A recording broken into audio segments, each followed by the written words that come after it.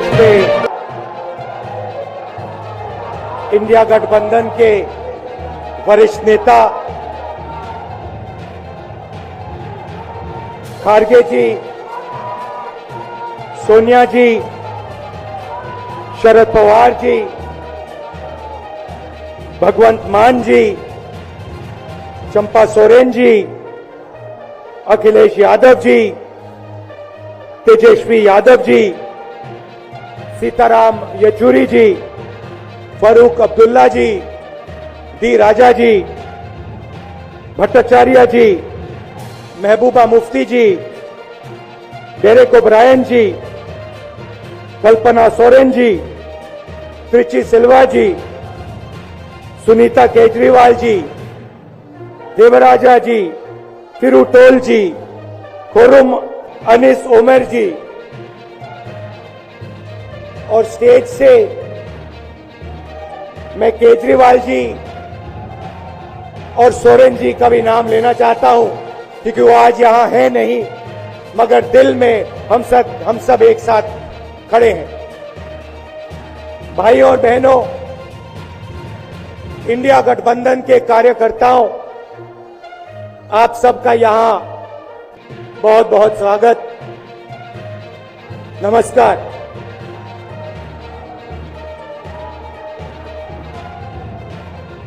आजकल आईपीएल के मैच चल रहे हैं, देखते हो आप लोग। मैच फिक्सिंग शब्द सुना है आपने? सुना है? जब बेईमानी से एम्पायर पर दबाव डालकर प्लेयर को खरीदकर कैप्टन को डराकर मैच जीता जाता है। क्रिकेट में उसको मैच फिक्सिंग कहा जाता है। हमारे सामने लोकसभा का चुनाव है। अंपायर किसने चुने? नरेंद्र मोदी ने।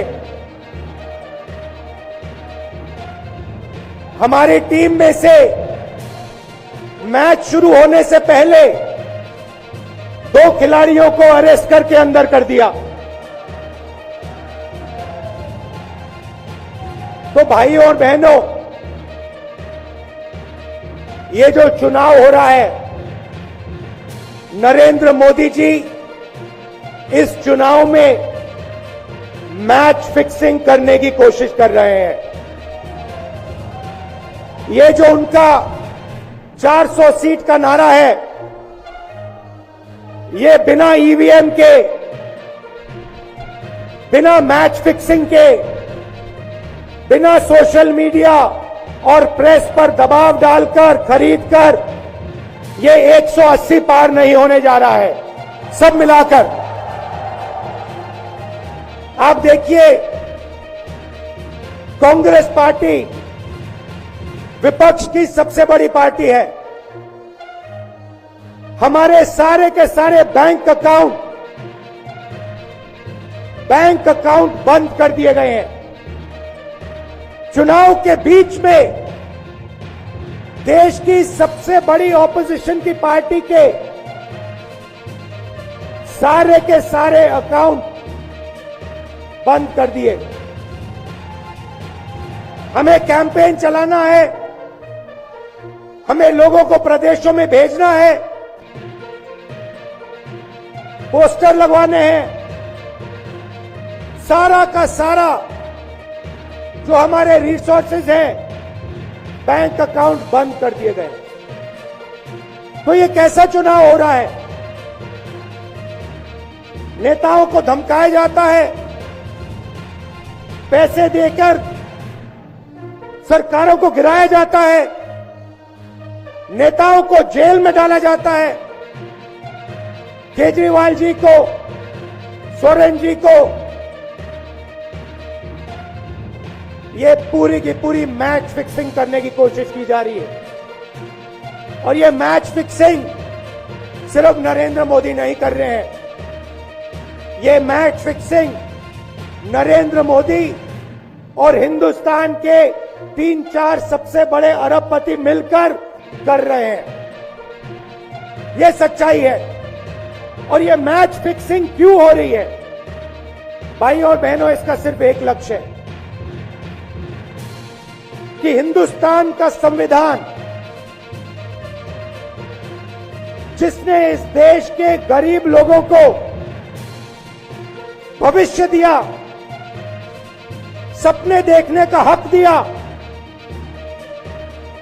उस संविधान को हिंदुस्तान के गरीब जनता से के हाथ से छीनने के लिए यह मैच फिक्सिंग की जा रही है।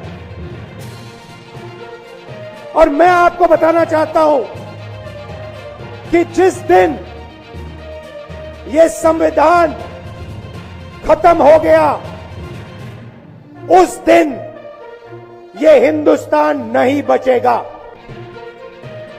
इसको पुलिस से, धमकी से नहीं चलाया जा सकता है। यह जो संविधान है, हिंदुस्तान की जनता की आवाज है, हिंदुस्तान के दिल की धड़कन है। इसको जिस दिन खत्म कर दिया गया, उस दिन यहां पे हिंदुस्तान नहीं बचेगा। अलग अलग स्टेट हो जाएंगे, हिंदुस्तान नहीं बचेगा। यही इनका लक्ष्य है। ये सोचते हैं कि संविधान के बिना धमकाकर, डराकर police, CBI, ED, income tax department के साथ देश चलाया जा सकता है। ये सोचते हैं मीडिया के बिना देश चलाया जा सकता है। आप मीडिया को खरीद सकते हो, आप मीडिया को दबा सकते हो, आप मीडिया के रिपोर्टर्स का मुंह बंद कर सकते हो, मगर आप हिंदुस्तान की आवाज को नहीं दबा सकते हो। इस आवाज को कोई नहीं दबा सकता। दुनिया में कोई ताकत नहीं है जो इस आवाज को दबा सकती है। भाइयों और बहनों, बीजेपी के एमपी ने कहा कि जैसे ही हम चुनाव जीतेंगे,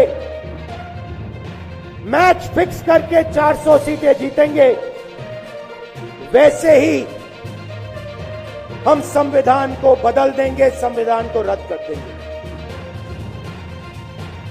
ये ऐसे ही नहीं बोला गया। ये टेस्ट करने के लिए, आइडिया टेस्ट करने के लिए बीजेपी के एमपी ने बोला है। ये लड़ाई संविधान को बचाने की लड़ाई है। जैसे अखिलेश जी ने कहा, संविधान चला जाएगा, गरीबों के हक चले जाएंगे, आरक्षण चला जाएगा, और जो आपका धन है, गरीबों का धन है, किसानों का धन है, मजदूरों का धन है, वो 5-6 लोगों के हाथ में चला जाएगा। नोटबंदी की, जीएसटी लागू किया। मुझे बताइए, जीएसटी से, नोटबंदी से किस गरीब व्यक्ति को फायदा हुआ? किस छोटे दुकानदार को फायदा हुआ? किस किसान को फायदा हुआ? किस बेरोजगार युवा को फायदा हुआ? किसी को नहीं। 40 साल से सबसे ज्यादा बेरोजगारी हिंदुस्तान में आज है। 1% लोगों के पास हिंदुस्तान का पूरा धन। 22 लोग हैं, जितना धन उतने उनके हाथ में है, उतना ही धन 70 करोड़ लोगों के हाथ में है। ये संविधान को क्यों मिटाना चाहते हैं? क्योंकि आपका धन जो है आपसे छीनना चाहते हैं।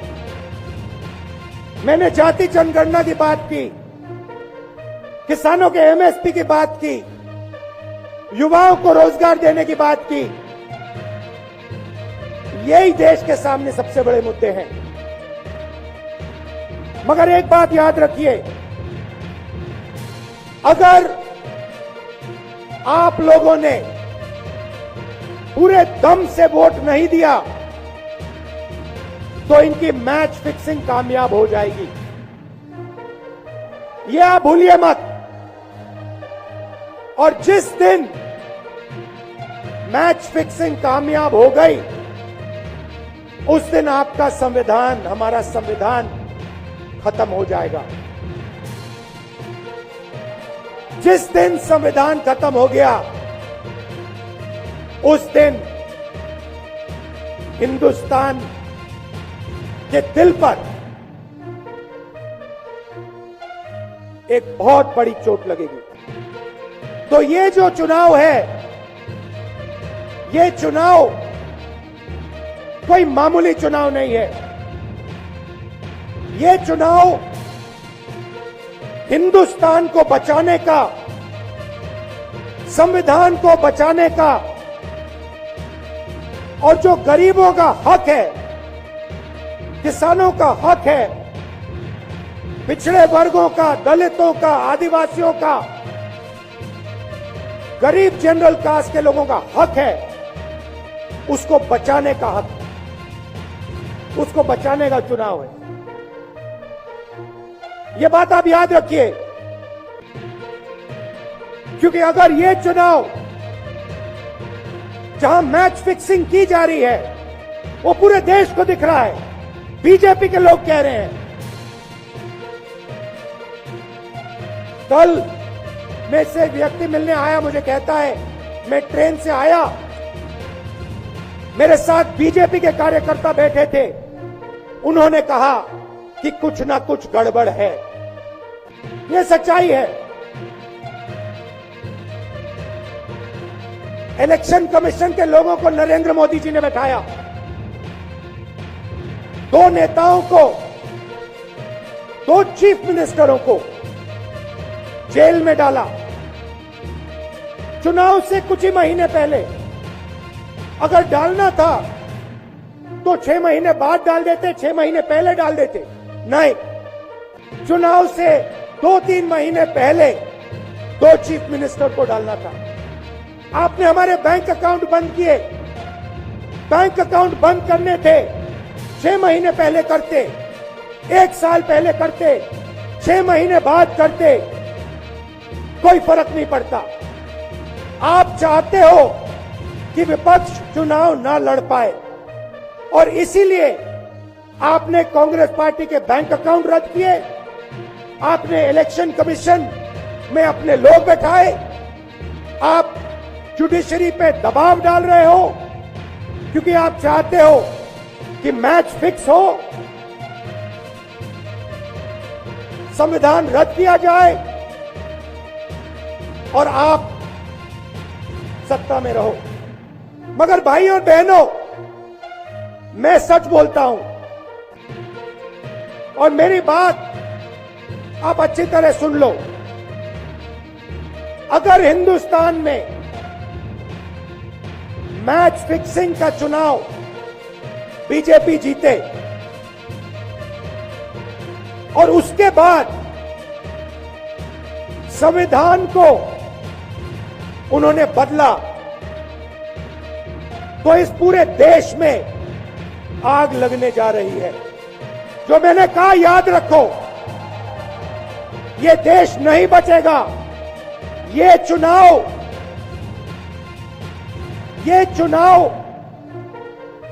वोट वाला चुनाव नहीं है। ये चुनाव हिंदुस्तान को बचाने वाला चुनाव है, संविधान की रक्षा वाला चुनाव है। धन्यवाद। जय हिंद।